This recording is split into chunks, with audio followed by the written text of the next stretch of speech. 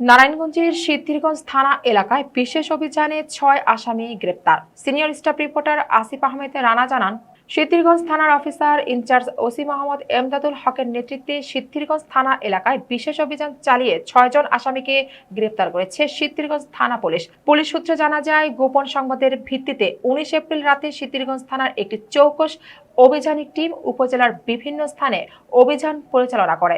এ সময় জিআর ও সিআর দুটি পরোয়ানাভুক্ত দুজন চুরির মামলার একজন এবং অন্যান্য অপরাধে জড়িত আরও ৩ জনকে গ্রেপ্তার করা হয়।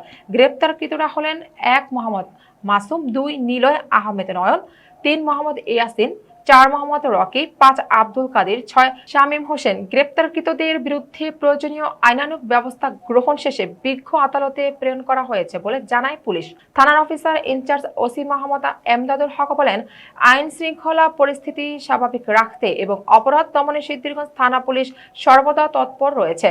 জননিরাপত্তা নিশ্চিত করতে আমাদের এ ধরনের অভিযান অব্যাহত থাকবে।